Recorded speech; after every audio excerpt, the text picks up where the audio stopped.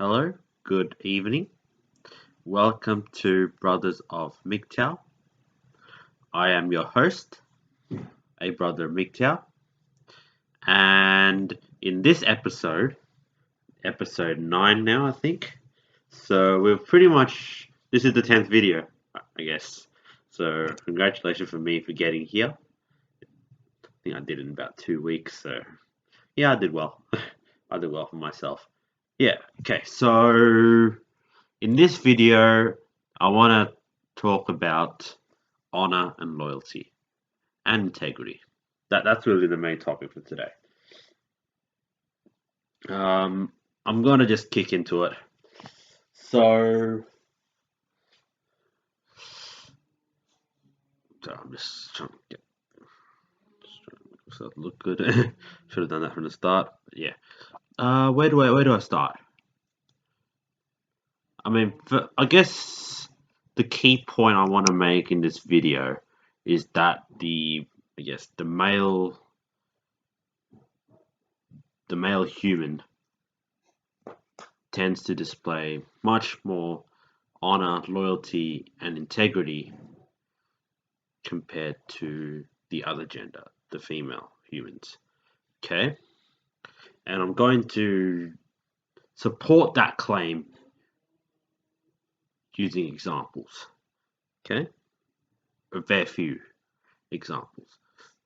So really, as I said, the main point is that honor and loyalty is something that's well ingrained in the male psychology. Very well ingrained. Okay, whereas with the female psychology, it's quite the opposite.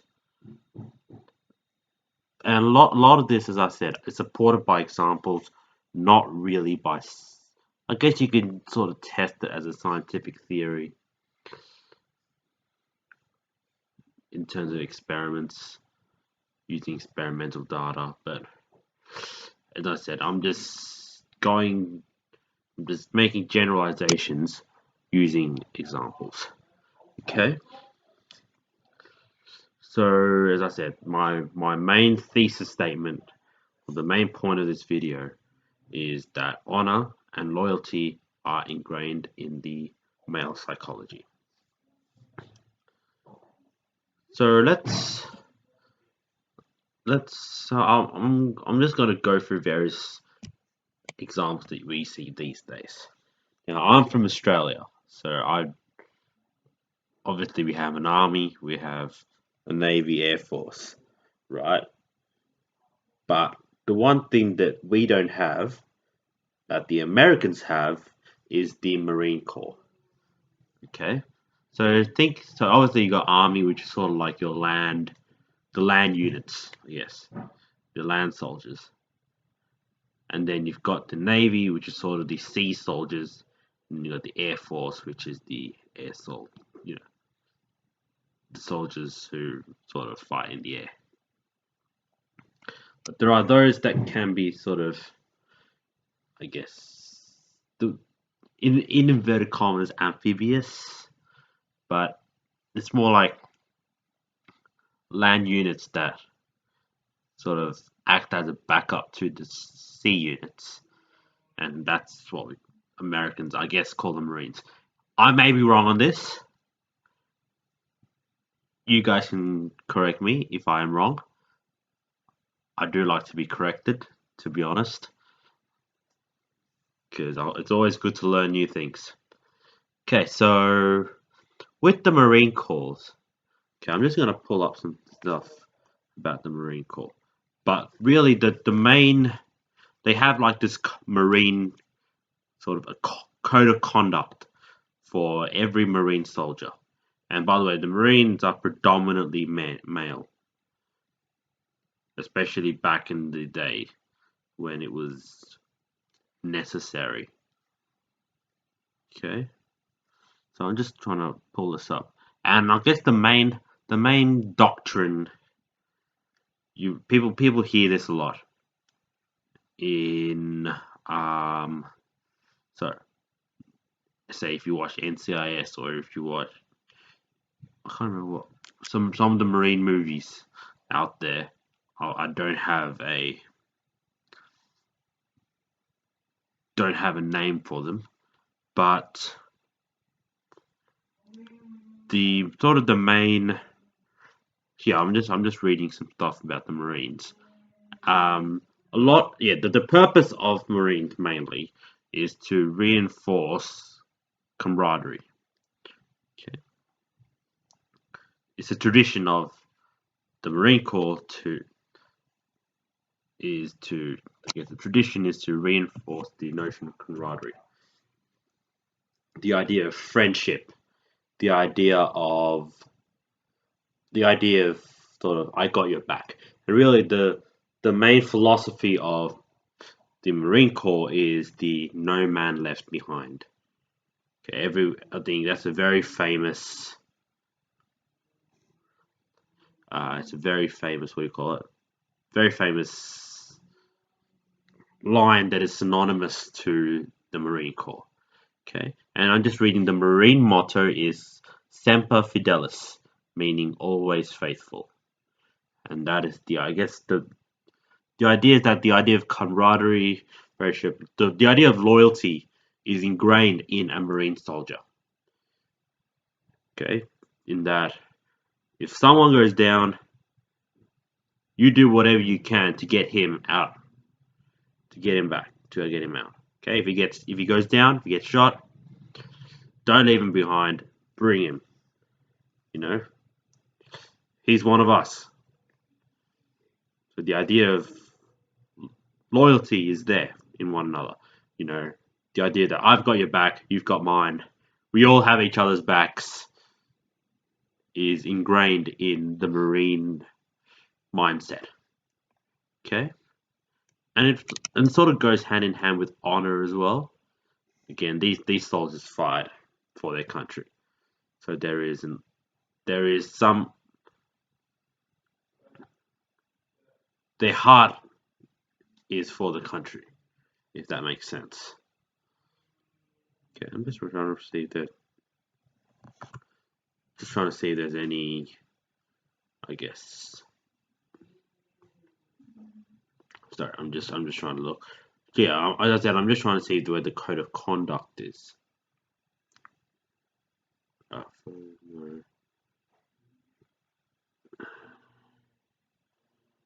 We talk about women in the Marines. Yeah, I might just. There's no doubt there are Marines there, but it's a predominantly male. It's a male thing.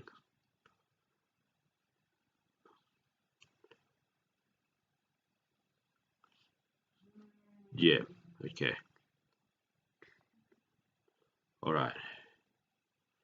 Yeah. So I'll just what I'll do is just look at the code of conduct, and really the main thing, as I said, it's a no man left behind. That that that that four words, but just writing it there says everything you need to know about how a predominantly male army, I guess, really reinforces the concepts of honor and loyalty in the male human. Okay. Yeah. Okay. So there's not really much to the code of conduct, really. I'm an American fighting in the armed forces which guard my country and our way of life. I am prepared to give my life in their defense. Basically, that means your honor is for your country. You fight for your country. You live for your country. You do whatever you can for your country. There is a sense of honor, and that also I'll talk about this later on. The samurai code, okay, which really perpetuates the concept of honor in men. Okay, by the way, there are no such thing as female samurais.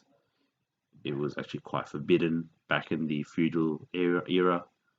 Okay, in the Article 2, I will never surrender of my own free will. If in command, I will never surrender the members of my command while they still have the means to resist.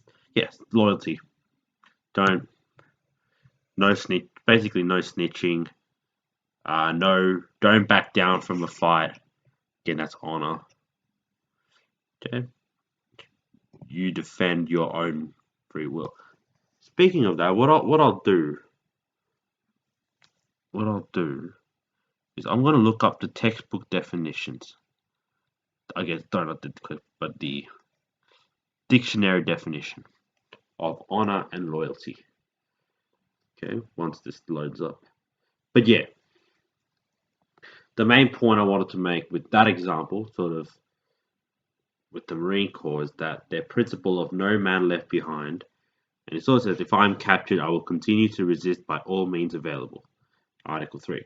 Article 4. If I become a prisoner of war, I will keep faith with my fellow prisoners. I will give no information nor take part in any action which might be harmful to my comrades. Blah, blah, blah, blah, blah. Article 5. When questioned, should I become a prisoner of war, I am required to give name, rank, service number, and date of birth. I will evade answering further questions to the utmost of my ability. And Article 6. I will never forget that I am an American responsible for my actions and dedicated to the principle of blah blah blah blah blah. Yeah, that sort of died out.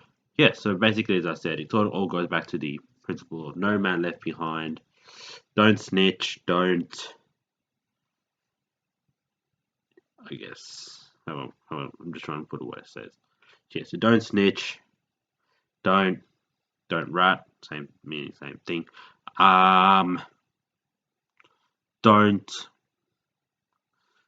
have respect. Yeah, so this I'm just reading you. So the definition of honor is, it says here, high respect or great esteem, or the quality of knowing and doing what is morally right. Okay, and that's sort of ingrained in the Marine Corps mentality. The idea that if your fellow soldier is down, you pick him back up. So you don't pick him back as in you save him. He comes first before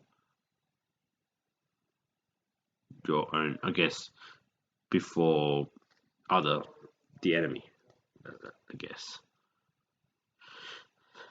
Yeah, I'm just spewing words out these days. Yes, integrity, honors, maybe really the same thing. And then if you look at loyalty, if we sort of get a strong feeling of support or allegiance, and the latter matters most in the Marine Corps. You know, the idea that a man in serving the Marines, he is doing his job for the country of America, okay, the United States of America. Guess you could say that that sort of goes through all towards the any Army Corps, Navy Corps, any part of the military. However, it's well documented. So the concepts of honor and loyalty are much more documented in the Marine Corps. Okay? To some extent as well, you could think of the Navy SEALs as well, but the Marine Corps is sort of the main, the main group of people where the concepts of honor and loyalty are present have a large presence. Okay. The second, so let's before I'll go to my second example, let's have a little talk about the Samurai Code. This is an interesting. It's called Bushido, if you want to know.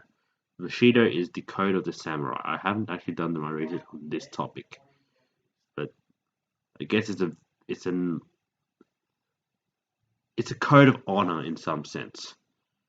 Okay, the 8 virtues of samurai. I'll just read this one. Hopefully they give a list, which actually makes reading it 10 times easier. So you have these sort of what we call samurai back in feudal Japan era. This is sort of an interesting period of time in Japan. Okay, now this is all men. Okay, this is all male stuff. There were no females allowed into the samurai order. So this is like an order of special men, I guess. This was sort of like the mark of a man, I guess. The the high point of manhood is becoming a samurai. So it's someone who serves the what we call the imperial court, okay, which is basically the emperor of Japan. So the house of the emperor of Japan at the time, and so and they had to live by a code called the Bushido Code. So I guess I'm here looking at the 8 virtues of the samurai. But if you know if you want to know where I'm reading this, artofmanliness.com. I should give a link to them, but I'll just source them by word. Artofmanliness.com, 8 virtues of the samurai. So first thing, rectitude or justice. I guess justice goes hand in hand with honor. Okay, the idea that you do what is morally right, what is right by your values. Yes. Benevolence or mercy again goes back to honor. Do what's right. Courage. I missed that one. Likewise with honor. Politeness, honor. The idea that you respect somebody, you honor. Honesty and sincerity goes back to honor. Okay, it really says it in number 6, honor. It really goes down to one thing, and it's honor. Okay, the sense, I'll just read. Though Bushido deals with the profession of soldiering, it is equally concerned with non-martial behavior. So the sense of honor, a vivid consciousness of personal dignity and worth, okay, characterize the samurai. And really, a lot of modern good men live by these values. He was born and bred to value the duties and privileges of his profession. Fear of disgrace hung like a sword over the head of every samurai. Basically, they have to do what is morally right and sort of live by the sword, die by the sword. And that's sort of something I'll talk about later on. Fear of disgrace, yeah, so to take offense at slight provocation was ridiculed as short-tempered. As the popular adage put it, true patience means bearing the unbearable. Okay, you got to do what's right. And you don't, how do I put it? I'm just trying to rephrase the fear of disgrace part. And if you don't do what is morally right, then I guess the sin is on you. Some resort to seppuku, which is basically suicide. It's like a formal way of samurai to commit suicide. Um, Gone way down. Yeah, so that's sort of number 6. Number 7, I just found this. Loyalty goes back to what we're trying to get at, right? Economic reality has dealt a blow to the order. Loyalty to a superior was the most distinctive virtue of the feudal era. Personal fidelity exists among all sorts of men. A gang of pickpockets swear allegiance to its leader, but only in the code of chivalrous honor does loyalty assume paramount importance. I guess we can talk about chivalry a bit later on. Okay? And I think the last one was sort of character and self-control. But that's sort of a bit irrelevant to what we're talking about. It goes, I guess character and self-control clouds everything that we're talking about. But it's not the be-all end-all of what we're trying to get at in this episode. So yeah, I guess That's example number two of honor and integrity ingrained in the male psychology. And I guess we can sort of lay blame to the modern society for a lot of the loss of that. And this is why sort of I guess MGTOW is the way for men to regain all that by self-actualization. Okay, and I'll probably end it with example number three. Okay, example number three. This really hints out at the modern era, I guess. So basically, what we've talked about is sort of the Marine Corps. They display honor, so they do what is morally right, and they serve their country. They are loyal to their country. Likewise, so and its president, and yeah, just the country. I think the idea of America is that the country is the most important thing. It's not like in the UK where you're really actually serving the Queen personally, or in Japan with the samurais, you're serving the emperor in that case. But in America, you're serving the country. Okay. Yeah. So we've talked about that. And in the modern day, I guess there is no better way of displaying all this code by looking at sports teams, really. Talking about soccer teams, football teams, by the way, I mean American football, Australian football as well. Mainly the team sports. And this is why, I guess, in my high school, teams we had to participate in the team sport. I remember I hated this part where we had to do like it's called Saturday sport, where you have to be in a sports team and you compete every Saturday. If you're not part of the sports team, I think you start getting detentions, isn't that? I don't know. You have to be in one. I sometimes hated it, but then looking back at it, I now know why. Why we want that. Why the school wants that. And as I think I said once, I went to an all boys school. I'm just gonna take my jacket off. You'll realize I'm wearing a Sheldon Cooper t-shirt. Yeah, Bazinga. Yeah, he's not the issue today. So it's part of being in a sports team is looking out for your teammates, being loyal to the coach, being loyal to the sports teams. Yeah, so I guess the main thing I wanted to say was sort of with sports teams and sort of no respecting the opposition as well.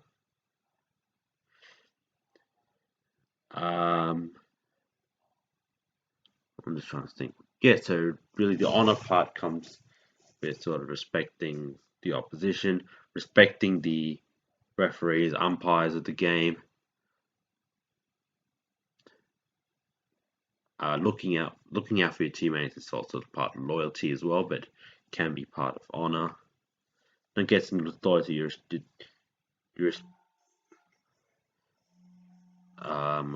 I'm gonna have to pause this. Okay, I think I paused it. So yeah, apologies if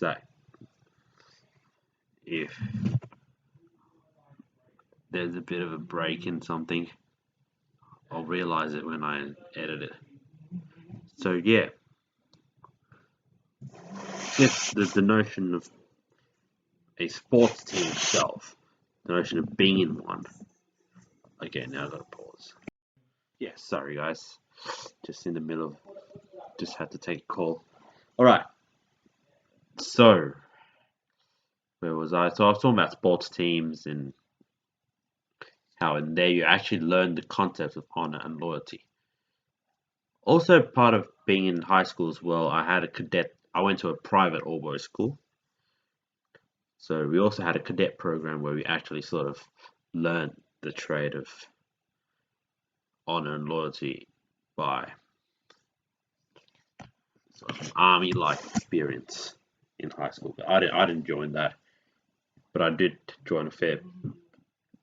I did do the sports stuff, and being in a sports team, I guess, really enforced the concept of, you know what, we may not be the best of friends, but we're in the same team. I'm gonna look out for you, and I expect you to do the same. Okay. I guess honor as well goes to the ideal, goes towards the ideology of sort of live by the sword, die by the sword. Okay, you make a mistake, you have to own up to it. You have to, yeah. I'm probably digressing now, but let's get back to the main point. So using those examples to tie back to the idea of the honor and loyalty, and this is where we want where I wanted to get to. So the idea of the male psychology versus the female psychology in terms of honor and loyalty. So it's from the examples, it's imminently clear that the concepts of honor and loyalty are very much ingrained in the male psychology. Okay. Oh, right. Apologies for the interruption. I'm just trying to come up. Yeah, so I really want to get to the point of sort of honor and loyalty with respect to the male psychology versus the female psychology. Okay. As I said, it's imminently clear from the examples that honor and loyalty are pretty much ingrained in the male psychology. Okay. Whereas it's not so in the female psychology. And this is relevant. This is of relevance to MGTOW, obviously. Now we sort of get into the relevant part of MGTOW. Just trying to change this slide down. Yeah, so I guess the idea of honor and loyalty means that it's much easier for males to create and maintain friendships. Okay. Whereas it's much more difficult for females to do it, in a sense. So the whole idea of platonic friends is very easy in the sense of males. It's much harder in the sense of women, especially because they tend to compete in some sense. They want. Yeah, there is a sense of competition in a woman normally, and that sense of competition tends to breed jealousy. I wouldn't say fear, but definitely jealousy, which makes, I guess, the idea of friendship in women a harder. It's a harder sell for them in a way. Okay, so I mean, everyone says, "Oh, you can be platonic friends with a girl," blah blah blah. You're not actually being a platonic friend. That's not lie in that sense. Okay. This is why, as a MGTOW, it's much easier to maintain friendship with men because we all share the same idea of honor and loyalty. Okay, and anyone who doesn't, well, let's just say they've been bought into the female ideology, in a sense. Okay. So as I said, in the female psychology, it's much harder to ingrain these stuff because, as I said, they compete. they tend to compete. It breeds jealousy in them. And that's why you always hear the stereotype of girls bitching at each other. You know, I guess the best evidence of this is if you watch The Bachelor. As a MGTOW, try not to watch too much. Actually, don't even watch it all. It's bloody cringe. I'm not gonna lie, it's cringe. It is bloody cringe. But if you do end up watching, you'll notice how all these women are sort of bitching around each other. It's the hallmark of reality television. It's everything you want in a reality TV show, and this is why it's so cringe especially to a MGTOW. But it really highlights, and I guess you could watch The Bachelorette in the case of males, and then see how they're not the type to do that. You know, we're all good friends, and we try to keep it that way. Again, it's much the concept of mateship. Okay, something that I'm very passionate about.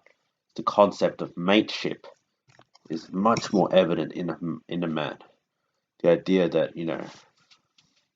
we have each other's backs, we are loyal, fierce, honest, honorable, these kind of stuff. It's sort of ingrained in our psychology. Whereas with the female psychology, you get more volatile. It's much more volatile because you're in competition. And this is sort of one key step to understanding males and females. So, yeah, to understanding the opposite gender is, so I'm just saying this is the key. I won't say the key difference, but it's a key difference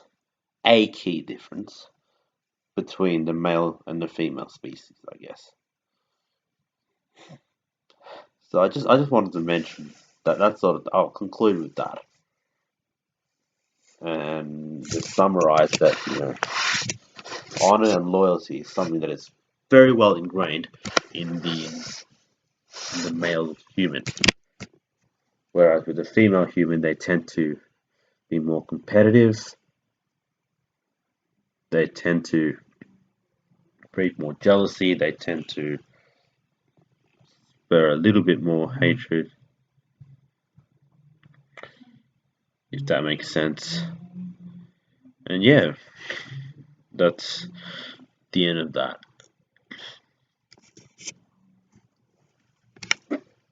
So just trying to get. I just want to end this video really just trying to hammer down the concept of the wall. Okay. Now I hope for if any woman is watching this, if you do want to listen, I'll let you in on a few little key secrets. I guess most men know this. Most men, if you've watched about the wall, if you've learned a lot about it, you'll know what I'm gonna say. In essence. Okay? But if you're a woman and you're listening about this the first time, I'm going to help you on this. Okay? And it really goes back to all the stuff that I've been talking about before in the previous episodes. So I guess we can characterize the wall as the point when women start asking where all the good men are. Okay? I have an all men know how to answer that question. Or all MGTOW men know. All MGTOW know. And I'm just going to just say it again. And if you're a woman listening to this, pay close attention. So you ask, where did all the good men go? I'm just going to answer this bluntly, succinctly. They're nowhere near you. Okay? And if they had a shred of self-respect, they would never even try go near you. These good men you're looking for, they're the types of people you said no to. You know, these types of people that you call good men, you found them too nice, too boring. You found them,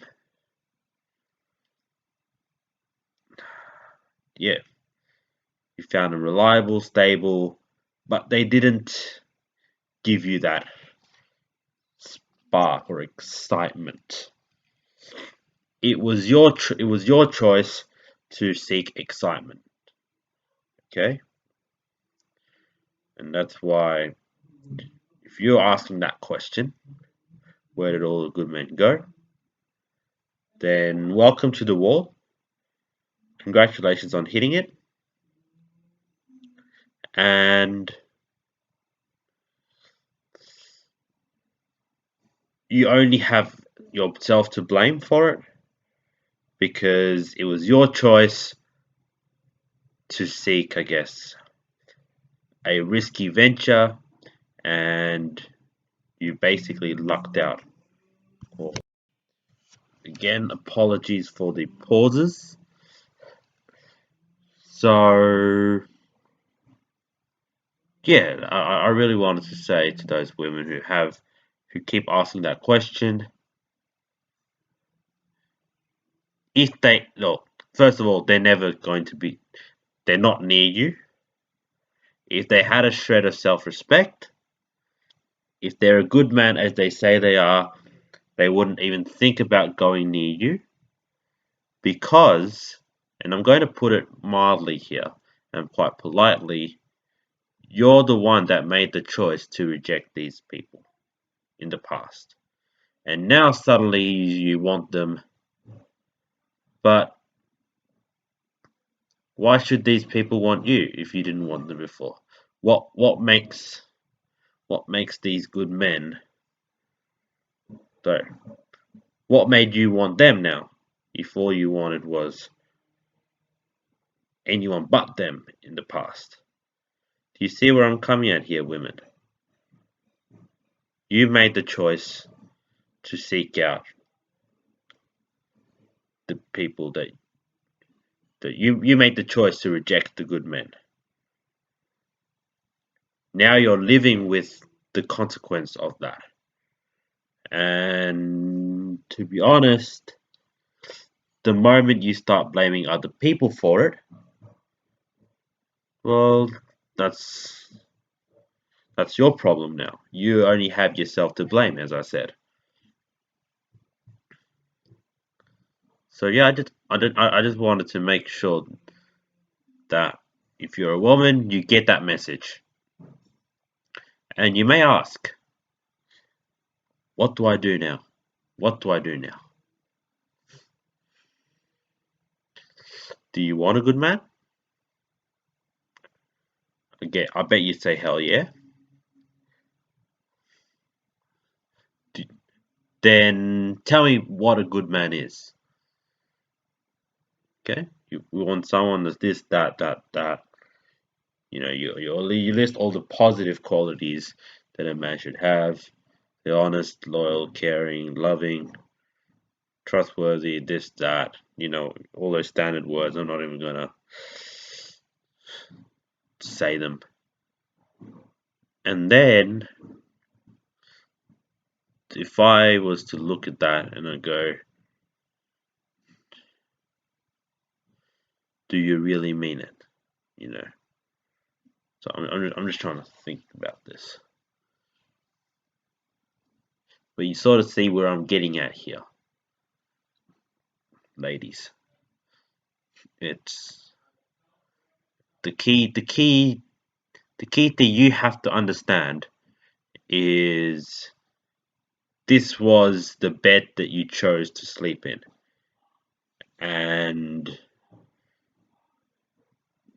if you want to change the bed, if you want a better bed, what you need is to be accountable for your own actions. Okay, so this really is, for the ladies who do ask that fateful question when you hit the wall. You need to be accountable for your action. You cannot go around blaming other men. Okay, you cannot do that. It what you're doing there is you're showing a lack of respect for yourself. You're sort of saying, I'm entitled. Then we draw the line there. Good men, as I said, good men with the shred of self-respect will not even approach you. Okay? Alright, so I just wanted to say that. Okay? Any comments about that, you can go down to the description box and have a talk about it. But aside from that, I'm gonna leave it there. Okay? So thanks for watching, guys. And as always, for the men, MGTOW. And for the ladies, sort yourselves out.